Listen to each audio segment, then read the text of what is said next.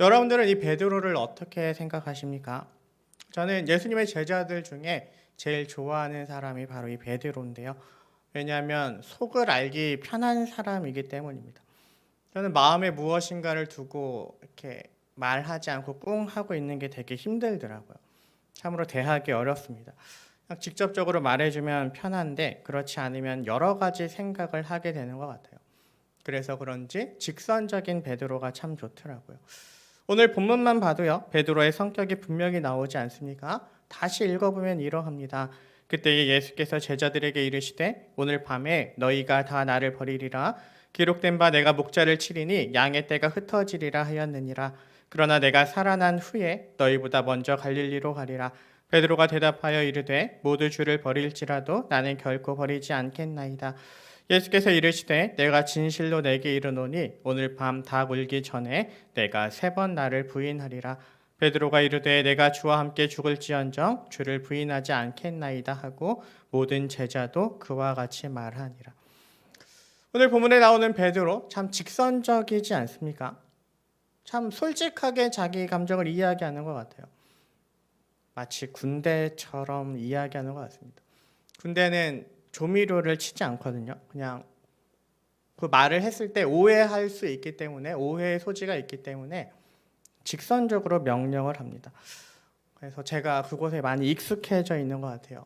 여러분들이 저를 볼 때 그런 느낌이 좀 들면 아직 군대물이 덜 빠졌구나 생각하시면 됩니다. 베드로가 약간 그런 측면이 있는 것 같아요. 되게 직선적으로 얘기해요. 나는 주와 함께 죽을지언정 주를 버리지 않겠다. 근데 여러분들 이와 같은 베드로를 보는 사람들의 마음은 어떠할까요? 베드로가 좋긴 하지만 이렇게 마음에 솔직한 것, 감정에 솔직한 건 좋긴 하지만 오늘 본문에 나오는 베드로는요, 좀 위험해 보입니다. 베드로가 무엇을 이야기하는 거예요? 33절을 보면 베드로가 대답하여 이르되 모두 주를 버릴지라도 나는 결코 버리지 않겠나이다. 그러니까 모두가 주를 버릴지라도 나는 결코 버리지 않겠다. 모두가 다 주님을 배반할지라도 나는 전혀 그렇지 않겠다. 나는 그와 같은 사람이 아니다 이야기해요. 그런데 여기서 주목해야 할 것은 이와 같은 대화를 하고 있는 이 상황 가운데 예수님과 베드로 단 둘만 있었냐라는 거예요. 예수님과 베드로 단 둘만 있을 때 베드로가 이와 같은 말을 했을까요? 본문을 보면 전혀 그렇지 않습니다. 31절입니다. 그때 예수께서 제자들에게 이르시되 오늘 밤에 너희가 다 나를 버리리라. 기록된 바 내가 목자를 치리니 양의 떼가 흩어지리라 하였느니라. 오늘 주님은 감람산으로 기도하러 가시기 전에 제자들에게 이와 같은 말씀을 주시는 거예요. 모든 제자들과 함께 최후의 만찬이라고 알려진 그 저녁 식사를 하신 후에 제자들에게 이와 같은 말씀을 하시는 겁니다.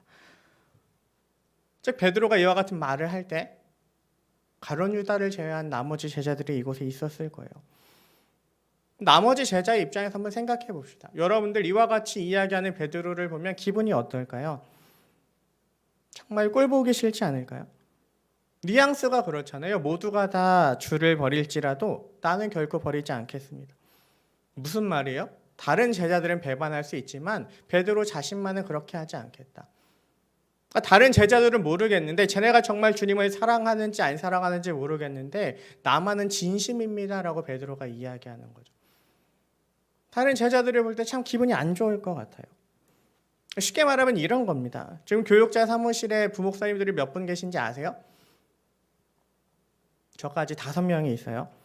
네, 담임 목사님이 뭔가 힘든 일을 시켰다 합시다. 예수님은 죽으러 간다고 하셨지만 죽음까지는 좀 그렇고 담임 목사님 이제 은퇴하신 후에 해외 선교를 나가겠다라고 말씀하셨다고 합시다.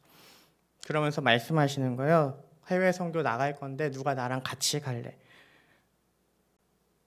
저는 분명히 안 간다고 하겠지만 모두가 머뭇거릴 거예요. 근데 그 속에서 어떤 목사님이 저는 목사님과 함께 하겠습니다. 모두가 안 간다고 해도 저는 목사님과 끝까지 같이 갈 겁니다라고 이야기한다면 어떨까요? 그래도 지원자가 나와서 다행이다 생각하고 안심은 하겠지만 그래도 그 목사님이랑 어느 정도 거리를 두지 않을까요? 아, 저 아부쟁이 하면서 약간 이런 뉘앙스의 말을 지금 베드로가 던지고 있는 거예요. 예수님께 충성한다, 예수님을 사랑한다라고 말하는 것은 이해는 되는데 너무나 직설적인 나머지 그러니까 반감을 살 만한 그와 같은 행동을 하고 있는 겁니다. 이와 같은 베드로에 대하여 예수님은 어떻게 반응하십니까? 그래 베드로야 너밖에 없다. 막 이와 같이 그의 마음을 받아주시나요? 아니면 눈치를 주십니까? 이와 같은 말은 단둘이 있을 때 하는 거야. 이렇게 많은 사람 앞에서 이와 같은 말을 하면 네가 눈치 없는 사람이 돼 하고 핀잔을 주시나요?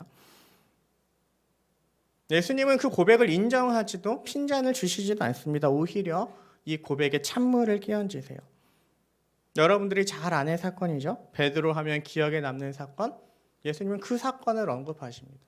네가 닭이 울기 전에 3번 나를 부인할 것이다. 이때 그와 같은 말씀을 주세요. 예수님이 이와 같은 말씀을 왜 주셨을까요? 처음에는 그냥 제자들을 위로하기 위함이다라고 생각했습니다. 아까도 말한 것처럼 되게 반감이 들 거 아니에요. 베드로 지가 뭔데 잘난 척이야. 막 그와 같은 생각이 들 거 아니에요. 근데 예수님은 어떻게 하신 거예요? 너도 별반 다르지 않아. 너도 배반할 거야. 약간 그런 뉘앙스의 말씀을 하시는 거죠. 다른 제자들의 입장에서 볼 때는 그냥 베드로의 말을 농담처럼 여기시는, 그렇게 물 타듯 흘러 넘기시는 예수님을 좀 볼 수 있는 것 같아요. 하지만 직선적인 베드로는 이와 같은 주님의 말에 어떻게 반응합니까? 굽히지 않아요. 계속해서 얘기합니다. 내가 주와 함께 죽을지언정 주를 부인하지 않겠나이다. 당차게 대답해요. 그리고 다른 제자들도요, 이에 자극을 받아서 고백합니다. 35절입니다. 베드로가 이르되 내가 주와 함께 죽을지언정 주를 부인하지 않겠나이다 하고 모든 제자도 그와 같이 말하니라. 그러니까 모든 제자가 그와 같은 고백을 하도록 베드로가 되게 꼴보기 싫기도 했고, 또한 그와 같은 자기만 잘났다고 하는 말에 모두가 동의하여 모두가 화가 나서 자신 또한 그와 같이 살겠습니다라고 고백합니다. 이렇게 보면 베드로는 참 재수없는 사람 같아요. 안 좋은 말로, 우리가 흔히 쓰는 말로 참 재수없는 사람인 것 같습니다. 근데 베드로가 되게 좋아하는 이유는요, 이와 같은 그의 고백이 진짜였다라는 거예요. 다른 사람들이 주를 부인해도 나는 부인하지 않을 것이고 내가 주와 함께 죽을지언정 절대로 주를 부인하지 않겠나이다. 당찬 고백을 했던 이 베드로의 결단은요, 다짐은요, 사실이었어요. 다른 제자들과 베드로는 정말로 달랐습니다. 마태복음 26장 56절은 이렇게 말합니다. 이에 제자들이 다 예수를 버리고 도망하니라. 제자들이 다 도망가요. 예수님께서 잡히시는 것을 보면서 제자들이 다 도망갑니다. 하지만 베드로는 어떻게 합니까? 58절입니다. 베드로가 멀찍이 예수를 따라 대제사장의 집들에까지 가서 그 결말을 보려고 안에 들어가 하인들과 함께 앉아있더라. 다른 사람들이 다 주를 부인해도 나는 주를 부인하지 않겠습니다 이야기했던 베드로의 고백은요, 사실이었어요. 모든 제자들이 다 도망갔을 때 베드로는 멀찍이 주님을 따라갑니다. 그리고 그 재판이 열리는, 사내들인 재판이 열리는 대제사장의 집에까지 들어가요. 그곳에서 결말이 어떻게 되는지, 이 재판이 어떻게 되는지 보기 위해 거기까지 갑니다. 다른 제자들이 무서워 도망갈 때 그는 주님을 따라가죠. 이와 같은 베드로를 보면서 마음이 짠해와요. 왜 짠한지 다 아시죠? 주님을 이처럼 따라간 베드로는 어떻게 되었습니까? 주님이 하신 말씀대로 주님을 배반하게 되었습니다. 마태복음 26장 69절에서 74절입니다.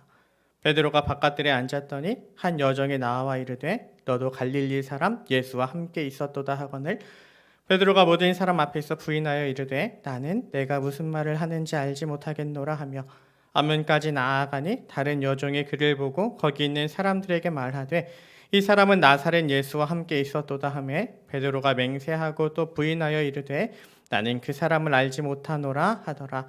조금 후에 곁에 섰던 사람들이 나와 베드로에게 이르되 너도 진실로 그 도당이라 내 말소리가 너를 표명한다 하거늘 그가 저주하며 맹세하여 이르되 나는 그 사람을 알지 못하노라 하니 곧 닭이 울더라.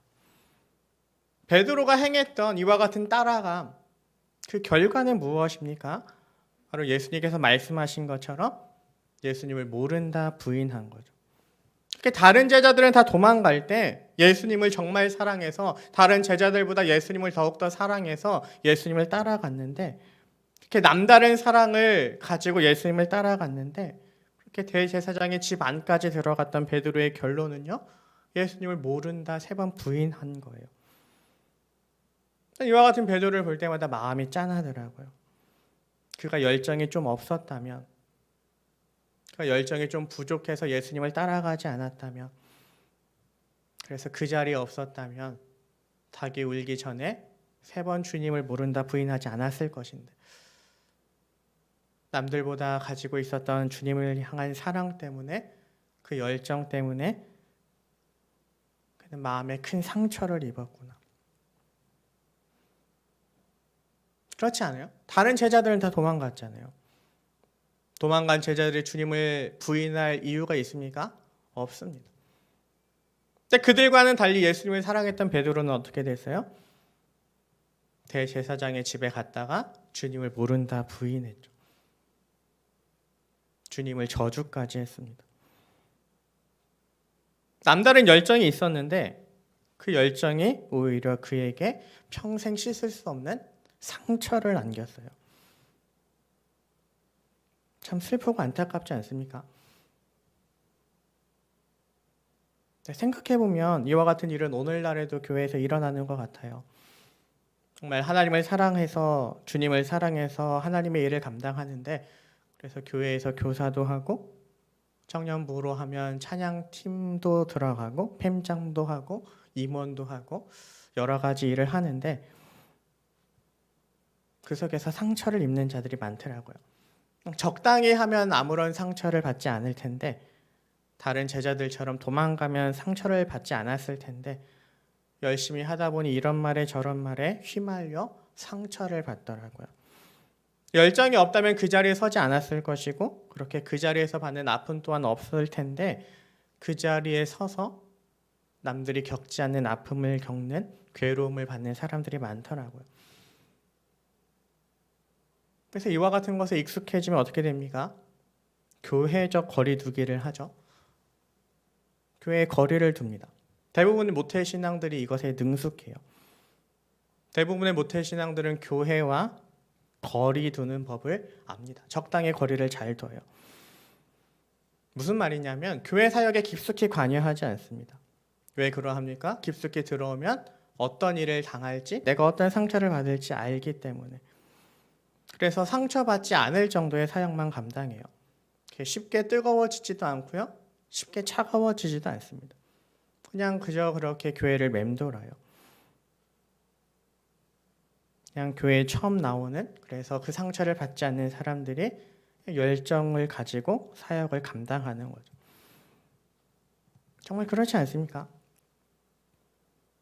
정말 교회에서 큰 상처를 받는 사람들은요.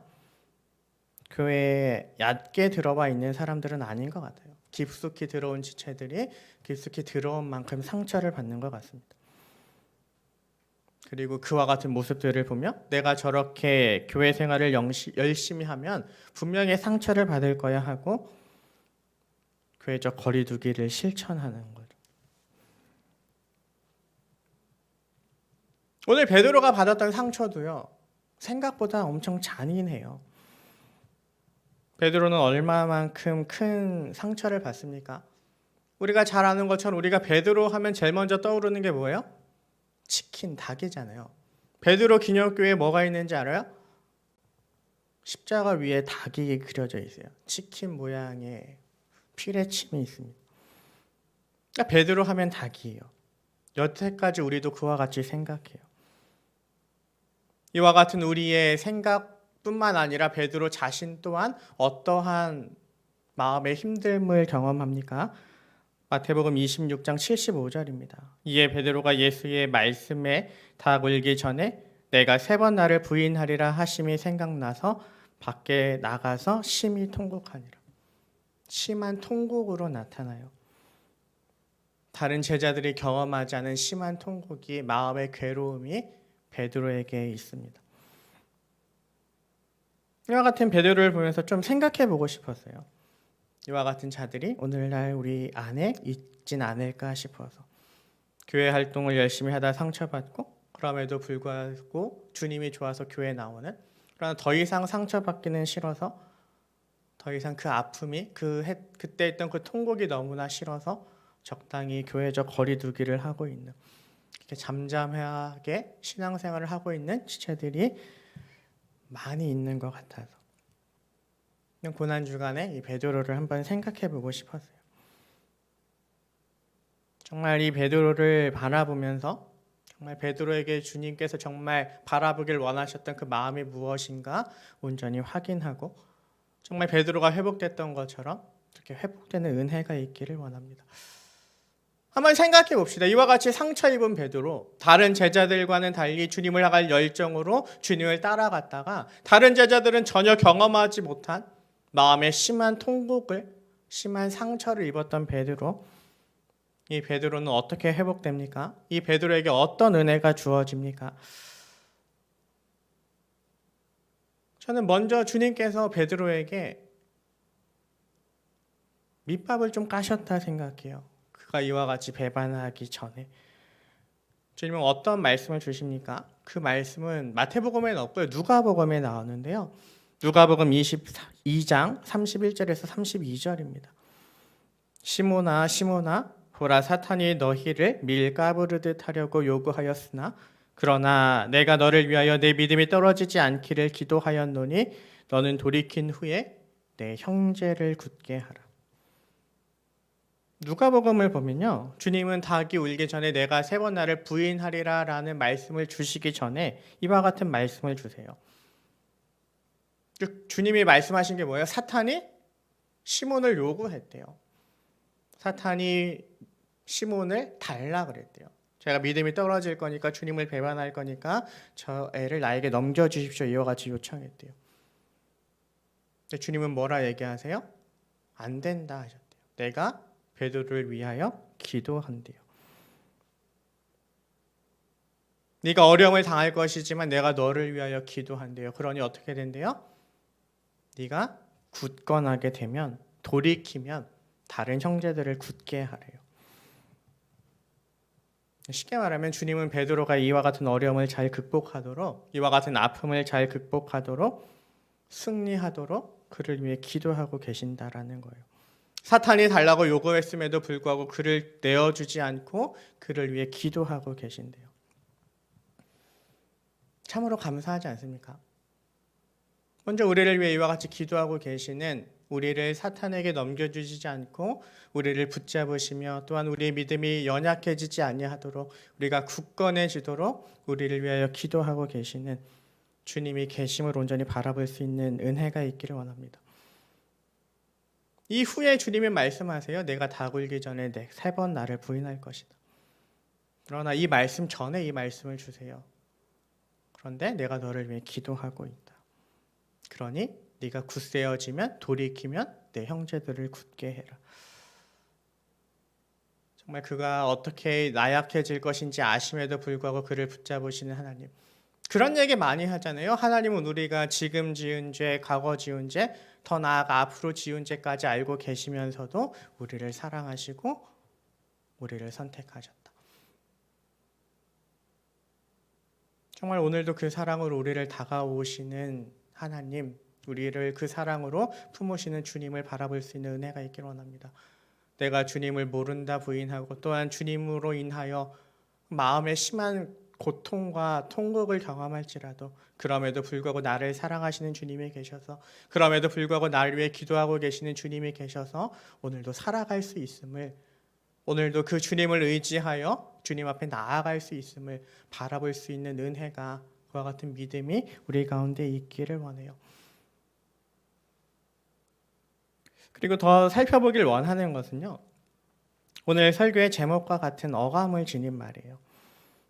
베드로가 믿음이 적어서, 용기가 적어서 그 자리에 없었더라면, 대제사장의 집에 없었더라면, 그와 같은 생각을 우리가 했던 것처럼 주님도 이와 같은 말씀을 하신 사람이 있어요. 마태복음에 나오는데요. 그 사람이 누굽니까? 가룟 유다입니다. 마태복음 26장 24절입니다. 인자는 자기에 대하여 기록된 대로 가거니와 인자를 파는 그 사람에게는 화가 있으리로다. 그 사람은 차라리 태어나지 아니하였더라면 제게 좋을 뻔하였느니라. 주님은 가룟 유다에게 되게 심한 말씀을 하세요. 차라리 태어나지 않았다면, 제가 차라리 이 자리에 있지 않았다면 저에게 참 좋았을 텐데, 나를 파는 이 자리에 저 사람이, 저 친구가 없었다면 참 좋았을 텐데. 주님은 가룟 유다에게 오늘 우리가 바라보고 있었던 베드로와 같은 뉘앙스의 말씀을 던지고 계십니다. 우리는 베드로를 보며 제 열심히 쟤를 저 자리에 있게 했구나라고 베드로를 안타까워하고 있는데, 주님은 다른 사람을 안타깝게 바라보고 계신 거예요. 그리고 그 사람은 가룟 유다였어요. 많은 고민이 되더라고요. 마태복음을 볼 때마다 이 두 명을 참 비교하게 돼요. 이 가룟 유다와 이 베드로. 여러분들 이 둘의 차이가 무엇이라 생각하십니까? 저는 처음에 했던 다짐이라 생각해요. 베드로가 이 상처를 받은 이유는 무엇입니까? 다른 제자들과는 달리 예수님을 사랑하여 주님께 했던 그 말씀을 지키고자 대제사장의 집에 갔기 때문입니다. 위험함에도 불구하고 내 생명을 생각한다면 부인할 수밖에 없는 그 자리에 내가 서게 될 것을 분명히 알매도 불구하고 예수님 때문에 그 자리에 간 거죠. 주님은 그와 같은 그의 다짐을 보시고 그를 위해 기도하시며 그를 붙잡으셨던 것 아닐까요? 우리가 볼 때 베드로는요, 패배자예요. 실패자예요. 이와 같은 베드로를 볼 때마다 우리가 하는 말이 있잖아요. 그냥 대답하지 않으면 중간이라도 가지. 가만히 있으면 중간이라도 가지. 다른 제자들 도망갈 때 그냥 가만히 있으면 중간이라도 갔죠. 따라갔다가 완전 배신자라는 것과 같은 낙인이 찍힌 거잖아요. 주님을 부인하고만 패배자잖아요. 하지만 주님은 이 속에서 무엇을 보신다고요? 제가 얼마나 나를 사랑하는지를 보신다고요. 그 자리까지 대제사장의 집까지 왜 갔는지를 보신다고요. 처음에 품었던 그 마음을 보시고 그 속에서 상처는 받았지만 다시금 일어나길 기도하시는 이유는 이 때문이라고요. 그가 주님을 향한 진심을 가지고 있어서. 반면에 가룟 유다는 태어나지 않았으면 좋겠다 말씀하셨던 이유는 무엇입니까? 그에게는 이와 같은 진심이 없어서. 정말 우리가 볼 땐 베드로는 패배자지만 주님은 이 베드로를 어떻게 바라보시는지 바라볼 수 있는 믿음의 눈이 우리에게 있었으면 좋겠어요. 주님이 이 자리에서 바라보셨던 것은 무엇입니까? 베드로가 얼마나 나를 사랑하는지. 우리는 베드로 하면 다 배신자를 생각하지만 주님은 그가 그 자리에 왜 갔는지를 바라보고 계신다는 거죠. 우리는 이와 같은 주님의 마음을 어디에서 잘 볼 수 있습니까? 요한복음에서 잘 볼 수 있어요. 요한복음 21장 15절에서 17절입니다. 그들이 조반 먹은 후에 예수께서 시몬 베드로에게 이르시되 요한의 아들 시몬아 내가 이 사람들보다 나를 더 사랑하느냐 하시니 이르되 주님 그러하나이다. 내가 주님을 사랑하는 줄 주님께서 아시나이다. 이르시되 내 어린 양을 먹이라 하시고 또 두 번째 이르시되 요한의 아들 시몬아 내가 나를 사랑하느냐 하시니 이르되 주님 그러하나이다. 내가 주님을 사랑하는 줄 주님께서 아시나이다. 이르시되 내 양을 치라 하시고 세 번째 이르시되 요한의 아들 시몬아 내가 나를 사랑하느냐 하시니 주께서 세 번째 내가 나를 사랑하느냐 하심으로 베드로가 근심하여 이르되 주님 모든 것을 아시오매 내가 주님을 사랑하는 줄을 주님께서 아시나이다. 예수께서 이르시되 내 양을 먹이라. 이 사건 되게 유명한 사건이잖아요. 예수님께서 내가 나를 사랑하느냐 세 번 물어보신 것. 첫 번째 질문입니다. 왜 예수님이 세 번 물어보셨을까요? 베드로가 왜 세 번째 물으니까 머뭇거렸을까요?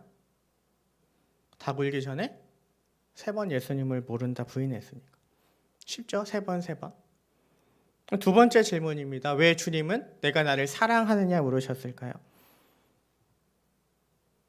여러분들이 이 상황에서 예수님이라면 뭘 물어볼 것 같아요? 너 나 왜 배신했니? 그것같이 직설적으로 물어보지 않을까요? 너 왜 나 모른다 세 번 부인했니? 그것을 맨 처음 물어봐야 되는 것 아닌가요? 근데 주님은 좀 달리 물어보세요. 어떻게 물어보세요? 내가 나를 사랑하느냐? 뭐예요? 나는 네가 나를 모른다 부인한 것보다 그 자리에 함께 있어서 좋았어. 네가 나를 사랑해서 그 자리에 와 있는 거, 나는 그 사랑을 받았어. 네가 나를 부인한 것을 내가 본 것이 아니라 네가 나를 사랑해서 다른 제자들은 없는 그 자리에 있는 너를 나는 눈여겨봤어.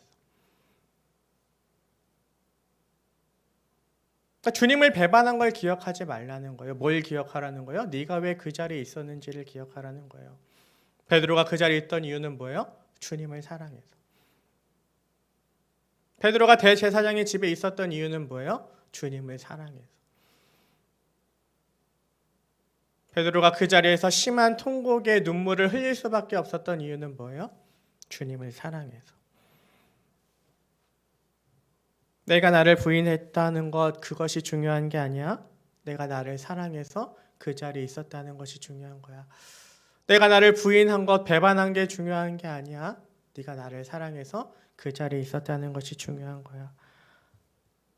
내가 나를 모른다 부인하고 저주한 것이 중요한 게 아니야. 내가 나를 사랑해서 그 자리에 있었던 것이 중요한 거야. 주님은 베드로에게 3번 물으심으로 그 3번의 질문 속에 담긴 베드로의 상처를 건드신 것이 아니라 그가 그 자리에 왜 있었는지를 건들고 계시죠. 그가 얼마나 주님을 사랑했는지. 다른 제자들은 그 자리에 없었음에도 불구하고 베드로가 왜 그 자리에 있었는지. 그것을 계속해서 리마인드 시키시는 거예요. 그리고 그에게 말씀하십니다. 분명히 물고기 잡을 때 다른 제자들 분명히 있었는데 그에게 내 양을 먹이라, 내 양을 치라라는 명령을 주세요. 저는 이것이 회복의 열쇠라 생각해요. 베드로처럼 우리가 회복될 수 있는 이유는 무엇입니까? 내가 그 자리에 왜 있었는지를 생각하는 거죠. 내가 교사의 자리에서 상처를 받았는데 그러면 네가 교사의 자리에 왜 있었느냐? 왜 교사를 권할 때 네가 그것을 승낙했느냐? 그걸 생각하라는 거죠. 네가 임원으로 셀장으로 팸장으로 상처를 받았는데 왜 내가 이와 같은 고통을 당해야지를 생각하는 게 아니라 내가 얼마나 힘든 아픔의 눈물을 흘렸는지를 생각하는 게 아니라 내가 왜 그 자리에 있게 되었는지를 생각하라는 거예요. 내가 왜 그것을 승낙했는지, 내가 왜 그것을 받아들였는지, 내가 그 일을 왜 시작했는지, 그 중심에 무엇이 있었는지를 바라보라는 거죠. 쉽게 얘기하면 그거예요. 첫사랑을 회복해라. 네가 그 자리에, 그 헌신의 자리에, 그 사명의 자리에 왜 있었는지를 생각해라. 그리고 상처를 받아도 무너지지 말고, 어려움을 당해도 그 속에서 무너지지 말고, 좌절하지 말고 그 마음을 끝까지 유지해라. 주님은 베드로에게 그것을 이야기하고 계신 거예요. 우리가 회복될 수 있는 이유는 무엇입니까? 그 사랑이 우리를 감싸고 있음을 알기 때문이죠. 우리의 사랑은 다른 사람들이 우리를 공격하면 고갈되는 사랑이 아니라, 다른 사람들이 우리를 힘들게 하면 없어지는 사랑이 아니라, 십자가를 지신 그 주님의 사랑은, 나를 사랑하셔서 날 위해 자기 목숨을 버리신 주님의 사랑은 너무나 커서 누군가 나를 공격하고 누군가 나를 힘들게 해도 그것을 덮을 만큼의 큰 사랑이어서 그 사랑 때문에 우리가 오늘도 그 자리에 서서 주님이 주신 사명을 감당하고 있는 거예요. 진정 주님께서 베드로에게 알려주고자 하셨던 것, 닭 울기 전에 내가 나를 3번 부인하리라, 그와 같은 말씀을 주기 전에 그에게 진정 알려주고 싶으셨던 것, 그래서 부활하신 후에 직접 찾아가셔서 그에게 물으셨던 것, 이 모든 것 속에 담긴 주님의 마음이 무엇인지 바라볼 수 있는 은혜가 있길 원합니다. 그리고 그 마음으로 살아가는 자들 되길 원해요. 내가 가지고 있는 상처보다 주님이 주신 은혜가 더 커서, 내가 가지고 있는 괴로움보다 주님이 주신 그 사랑이 너무나 커서, 나를 이 자리로 부르신 주님의 은혜가 너무나 커서 그 길을 가고 심한 송곡의 눈물의 자리에 있을지라도 그 속에서 무너지지 아니하고 그 속에서 하나님만을 붙잡으며 그 사랑 때문에 오늘도 우리가 이 길을 갑니다. 그 주님의 사랑 때문에 주님을 사랑하여 나는 오늘도 이 길을 갑니다. 고백하며 나아가는 주의 청년들이 되시길 주님의 이름으로 축원드립니다. 지난주 아브라함을 이야기했잖아요. 아브라함이 애굽에서 그리고 그랄에서 블레셋에서 사라를 아내를 하지 않고 누이라 거짓말을 함에도 불구하고 하나님께서 그의 편이 되셨다. 한번 생각해 봤으면 좋겠어요. 하나님께서 왜 그와 같은 거짓말을 함에도 불구하고 아브라함의 편이 되셨을까요? 간단해요. 하나님께서 아브라함의 편이 되신 이유는 그가 먼저 하나님께 그 사랑을 고백했기 때문에. 아브라함이 고백했던 그 사랑은 뭐예요? 본토 친척 아버지의 집을 떠나는 거죠. 시족 사회에서 친척만이 나를 정말 보호해주는 국가가 없는, 국가의 공권력이 없고 법이 없는 그 상황에서 힘이 모든 것을 지배하는 그 사회 속에서 가족이 나를, 친척이 나를 지탱해주는 유일한 방어막이요 보호막인데, 그 본토 친척 아버지의 집을 떠난 거.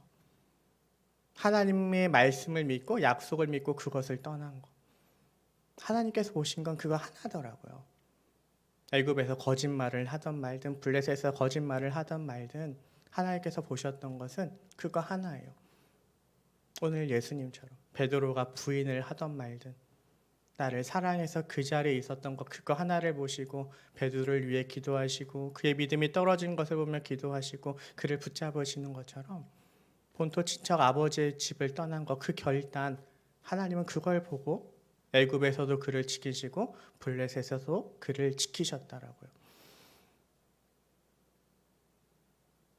처음에는 이것을 알고 참 이해가 되진 않았어요. 이해는 되는데 감정적으로 이 하나님이 다가오지 않았어요. 암만 그래도 그렇지 거짓말을 했는데 암만 그래도 그렇지 베드로가 부인했는데 어떻게 그를 용서하실 수 있지? 네, 한 권사님이 그러시더라고요. 네, 시은이 시안이 있잖아요. 설교 때마다 얘기하는 것 같은데 요즘에 결혼을 하고 아이를 낳으면 하나님께서 주신 은혜가 있어요. 아이들을 통해서. 그 아이들을 보면서 되게 좋아하고 즐거워하는데 한 권사님이 그러는 거예요. 지금이 행복한 것의 전부라고. 되게 기분 안 좋은 얘기를 하셨어요. 근데 그런 얘기를 하시는 거예요. 내가 삶을 통해 보니까 어렸을 때 주는 기쁨이 애들이 나에게 주는 기쁨의 전부였대요. 미운 4살 죽이고 싶은 5살 알아요? 말 듣지 않는 초등학생이 있고요. 그 누구도 건들지 않는 중2를 경험할 거고요. 사춘기 시대에 어마어마한 반항을 할 거고요. 대학교 시절에는 시차까지 다른 삶을 살 거고요. 이렇게 취업을 위하여 대학 진학을 위하여 기도하면 계속해서 기도의 제목이 늘어난대요. 그리고 마지막에는 손주까지 또 돌봐야 되는 어려움이 계속해서 생긴대요. 그러면서 그러시더라고요. 목사님, 제가 왜 견디는지 알아요? 라고 물어보시더라고요. 그래서 그러게요. 그 어려움을 왜 다 경험하고 다 감당하고 계세요? 물었더니 그렇게 얘기하시는 거예요. 어렸을 때 이 애가 준 기쁨이 너무나 커서 그 기쁨 때문에 지금도 이 애를 돌보고 있대요. 그 손주를 돌보고 있대요. 내가 나한테 잘해준 거는 없대요. 어렸을 때 그냥 아기 때 나에게 웃어준 것? 그게 전부래요. 근데 그게 나를 움직이게 하고 그게 지금까지 이 아이들을 내 자녀를 돌보게 한대요. 저도 조만간 경험하겠죠? 애굽에서 사고를 치는 아브라함을 경험한 것처럼 사고를 치는 시인이 시안이를 보게 될 거예요. 지난주에도 엄마 아빠가 예배를 드리는 이 순간에 차도를 빨간불일 때 손을 잡고 뛰어갔다는 얘기를 들었는데 이런 말도 안 되는 일을 하기 시작할 거예요. 말도 안 되는 일을 해도요, 내 자녀라서 제가 어렸을 때 내게 준 기쁨이 있어서 저 자녀의 편이 되더라고요. 그러면서 하나님이 이해됐어요. 그리고 오늘 예수님이 이해됐어요. 왜 3번이나 부인했던 베드로를 예수님께서 품어주셨을까요? 제가 나를 사랑해서 그 자리에 있다는 걸 알아서. 그래도 제가 나를 사랑한다는 것, 그 기억이 예수님이 베드로를 품게 하고 그를 위해 기도하고 그를 계속해서 붙잡게 만드는 거예요. 여러분들이 처음 했던 그 다짐, 주님 사랑합니다 이야기했던 그 다짐, 하나님은 그것만 기억하시고 여러분들을 끌고 가시는 거더라고요. 내가 잘못한 것은 그냥 덮어두시고 그냥 내가 주님을 사랑한다 고백했던 그 고백만으로 나를 이끌고 가시더라고요. 정말 그 사랑이 느껴졌으면 좋겠어요. 그 사랑이 느껴지면, 그 사랑이 뭔지 여러분들이 정말 마음으로 이해하게 되면 여러분들은 주님이 원하시는 삶을 살게 될 거예요. 흔히 철든다 얘기하잖아요. 부모님의 사랑을 깨닫고 철이 든다 이야기하잖아요. 정말 그 하나님의 사랑에 여러분들이 철이 들게 되면, 그 사랑이 먼저 여러분들이 정말 마음속으로 느끼게 되면 어떻게 죄를 짓지 않고 살 수 있어요? 라는 말이 아니라 자연스럽게 죄를 멀리하고 하나님께서 원하시는 삶을 살게 될 거예요. 청년들이랑 이야기하면서 제일 힘든 건 그거예요. 어떻게 죄를 안 짓고 살 수 있어요? 어떻게 죄를 안 짓고 하나님께서 원하시는 삶을 살 수 있어요? 간단해요. 철들면 돼요. 그 사랑이 먼저 여러분들이 정말 마음속으로 느껴지면 돼요. 철이 들면 부모가 하지 말라 그래도 효도를 하는 것처럼, 부모님이 원하시는 것이 무엇일까 고민하며 부모님을 섬기게 되는 것처럼 여러분들이 하나님이 원하시는 삶을 살게 될 거예요. 여러분들이 아직 그와 같은 마음이 뭔지를 모르면 아직 여러분들은 하나님의 사랑이 뭔지 깊게 다가오지 않은 거예요. 그냥 이론적으로만 알 뿐 가슴으로 다가온 게 아닌 거예요. 정말 그 사랑에 철드는 여러분들 될 수 있었으면 좋겠어요. 죄를 이야기할 때마다 반발하는 청년들 참 많이 봐요.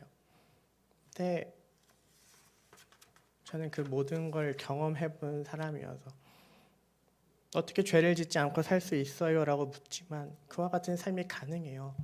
철들면 돼요. 어렸을 때는 부모님께 막 대들다가도 어느 순간엔 그 말을 들어도 마음에 어려움이 생기지 않고 부모님을 따르게 될 그날이 오는 것처럼 하나님의 말씀에 대하여 그와 같이 인정되는 날이 올 거예요. 정말 그 사랑을 계속해서 이야기하고 계시는, 나는 네가 처음에 했던 그 고백을 받았고 너를 이끌고 가고 있어 이야기하시는 그 주님을 만나는 여러분들 되기를, 정말 그 사랑을 바라보며 살아가는 주의 청년들 되기를 바랍니다.